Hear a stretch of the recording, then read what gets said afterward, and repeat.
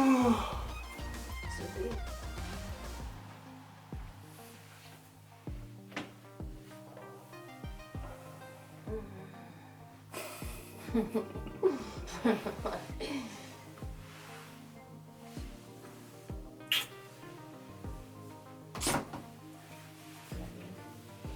No matcha? Maybe. Ah! I might have to finish the week Why did I off. just make that sound? What? I might have to finish the week off. Well, I'm not gonna eat food, I don't think. Okay. Just gonna drink a little. Can't go much on food. I think so. You want food? Right. So I was gonna finish my hair and then go downstairs and make a matcha, make some breakfast, and then get started with work early.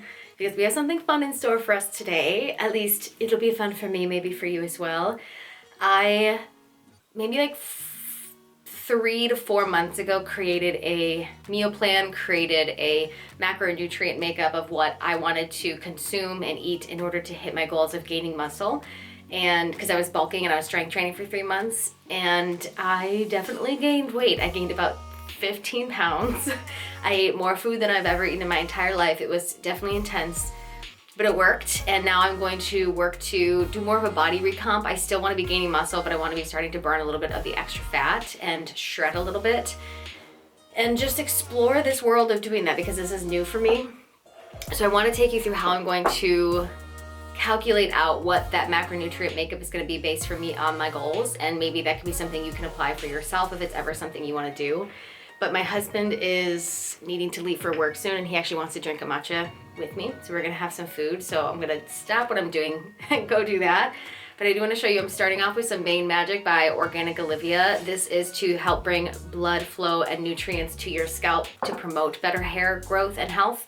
So I am doing that because my hair is super thin, but it's really long. I have a lot of thin hair, and I just felt like it was lacking life, and I felt like it was breaking off and it was shedding a bit. So this has been actually helping. And then I have the Flow Balance because my periods are pretty regular, but they've been low in progesterone, which is also why I have the Vitex Chasteberry to help with the shorter periods, but the beginning with brown and the ending of brown blood, which is a sign of oxidative blood, so it's not shedding fully. So I'm hopeful that this can help. So I'm just gonna put all of these tinctures in a little glass of water, and I drink this first thing in the morning, and I drink this first thing, or right before I go to bed as well. And I'm glad that I have this whole setup here. Let me show you. I keep this whole setup. Oh my gosh, I forgot what I've put in here now. I'm just gonna, I think that's what. Before I had this setup of this water container and the tinctures up in my room, I would forget to take them when they were down in my vitamin drawer. So now that I've set my environment up for success, first thing when I come in here in the morning to the bathroom, I have everything ready for me. So I just need to fill this up with water and continue the cycle. So whatever your goals are, if you can set your environment up to help you succeed, it's gonna be that much easier for you to do so. Daddy, what are you doing so cute there? Good morning. Hi, sweetie. Hi, sweetie. You hungry? Let's go. Let's go.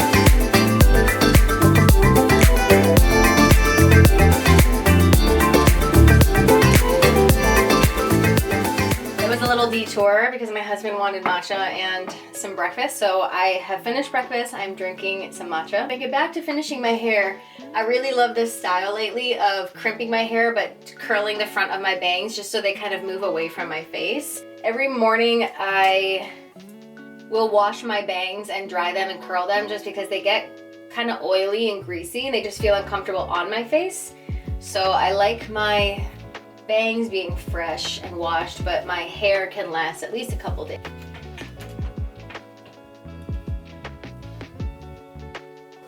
I love it. I love that it's big, volumized, and it's just cute.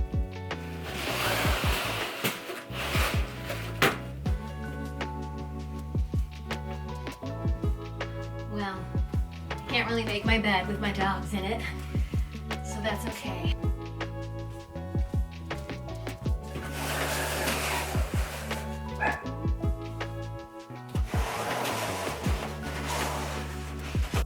Vibe higher, don't ever stop growing for it. That's your message for today. Don't ever stop growing for what you want. Don't ever stop growing for your dreams. Don't stop growing. Right, Riley? Yes. So today is March 4th. It is a Wednesday, and it is the day that I'm getting back on track with strength training. So back in November, I think a little bit of September, but November I started strength training. And I've done strength training in the past, but this was more so bulking and really pushing it in the gym. So the first 2 weeks was really lightweight and just getting my body familiar with the movements and just starting to wake things up in a way. My husband was doing it with me. So the first 2 weeks I was starting to increase my calories. I wasn't counting anything and I was going slow with lifting weights. And then on the third week I went in. And I went as hard as I could go. I pushed as much as I felt my alignment could handle, and I started to increase my calories. Now, what I did in the very beginning was I was not counting my calories, but I was just eating as much food as I could. And it worked to the degree in which I gained a lot of weight, but it's not a good strategy because it's not necessary. It's not necessary. So I actually recently found, a couple months ago, I found a video on how to actually create your macros without typing it in on a website, because I found that that wasn't necessarily, like, you can go on multiple different websites for macro calculators and get different results on what to eat. And they also weren't giving me a range of what macronutrient amount, what calorie amount to consume. It was just a specific number. So I found a way, which I have to refresh my memory on, but we're gonna talk about it today. I found a way to calculate your own caloric intake based on your goals if you want to lose weight, maintain weight, or gain weight. But it's difficult because it's not the weight as in just fat, or like there's also muscle. So gaining weight is just an overall number on the scale. So I started to follow that principle of increasing my calories to about 2,300 to 2,500. And that's a lot because my caloric intake regularly is quite low. It's probably not enough. It's a maintenance amount, but it's not giving enough for growth. It's not enough for muscle growth, and it's probably not enough in general. But for the majority of my career as a holistic nutrition and wellness practitioner, I have primarily focused on blood sugar regulating meals that really support healthy blood sugar, and meals that support hormone health. And it was never really about the amount of calories and how much of anything. It was just, am I eating in a way that makes me feel good and energized? And I was. So I usually eat in a way that I feel intuitively called to eat with the knowledge that I have. And I just am ready to change things up. So I did the bulking for 3 months. I pushed, I was in the gym 5 days a week. It was a strong commitment. I was regularly walking between 5 to 10K steps. And it just got to a point where I noticed a good amount of weight gain on my body. I had gained 15 to 17 pounds. So that's not just muscle, that's not just fat, just in general. And that was a lot for me because I've been between 96 and 102 pounds for the last 10 years. I'm 5'1.5 inches, but I'm about 5 foot. I'm small. And in the past, around age 21, 22, maybe 22, I found fitness, and I found a Bikini Body Guide by Kayla Itzines, and I think that's how you say her name, I hope so. and I ended up losing 15 pounds. So I went from 115 down to about 100, and I got super lean, I got super thin, I got super lean, and I got a little bit of muscle. That was my first introduction to weight loss and the world of fitness and body change, and I stayed at that weight even though I had gained a little bit of muscle for the last decade. So starting to increase my calories and eat a lot of food and watch weight come back on, it was a difficult thing for me to accept and to feel comfortable with, even though I was doing it intentionally, because it was just such a big change. And big changes for me and my background of change being terrifying, and just the human nature in general, change is scary. It just became too much. I got really uncomfortable. I felt really insecure, and I just felt like I needed to pause for a moment from what I was doing. So I took about a month off of eating a bunch and of strength training, and I just focused on yoga because I do have a yoga goal of getting more flexible and open. So I started to go to yoga regularly.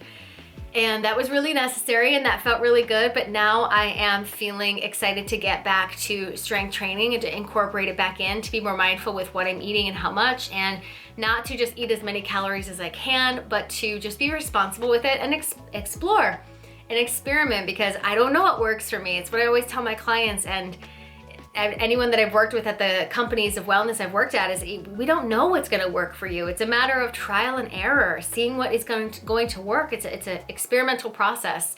So I did give myself until 2027. I gave myself 2 years to commit to my body and to commit to change and really show up, so that at 35, I'm 33 now, at 35, I would have a body that I've always dreamed of. And I really want to get to that point and not have wasted 2 years, or get to that point and feel disappointed in my progress and my results.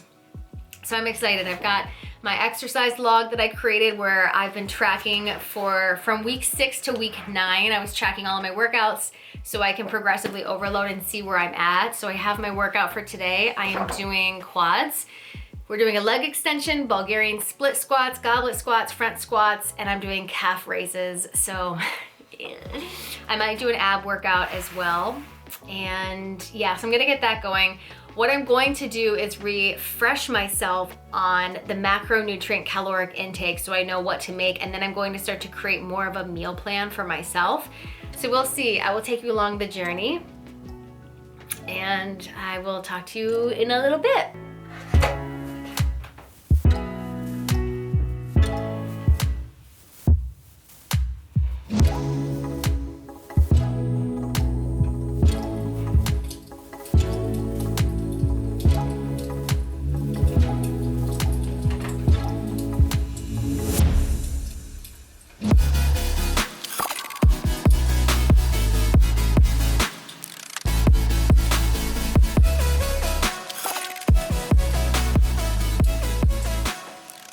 Taking a little pause from my work because I just had a client reach out to me. So when I work with my clients in my Growth Accelerator program, which is my 3 or 6 month transformation program, they have open chat with me, so we can talk.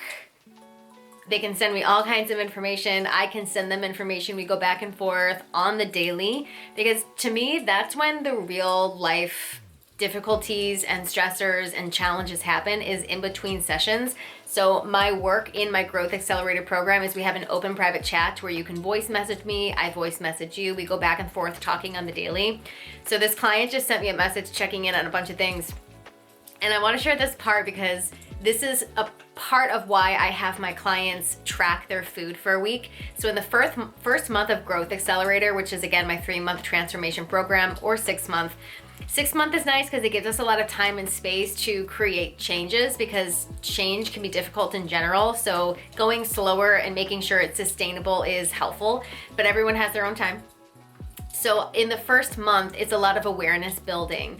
So I have my clients complete a holistic wheel, which is a wheel that I created that has all different kinds of departments of your life that you rate from 1 to 5. So I can see an overview of how you feel about your life right now. And then we do another one at the very end and compare the chart on how far have you come, where are we at now. And another thing that I do is I have my clients do a time tracking sheet, so you can track your time, what you're doing with your energy, so that you and I both have an awareness of what are you doing with your time. And then another one is a food tracking log. So every day for 7 days, she's writing out everything that she's eating, she's writing out everything she's drinking and what time and how is she feeling. So I do it for myself because I create personalized meal plans for my clients. I will create meal plans based on goals. So for example, I just created a meal plan for a client who has PMDD, she has IBS, she has anxiety, she has a few other things going on. So I created a meal plan for her to support blood sugar regulation, to bring in enough fiber, to bring in enough protein because she's really under eating. So I created a plan not on calories, but on the specifics of the goals that she needs help with, which is she needs more. She's not bringing in enough. So I created a meal plan for her. Now this client I'm working with, so part of the reason I do it is for me so I can help my client, but also the awareness that my clients gain when they see what they're eating. Like, you know what you're eating, but you kind of forget about it 2 days later. Like, you're not thinking about what you ate a few days ago. It's gone. You're just focusing on the day.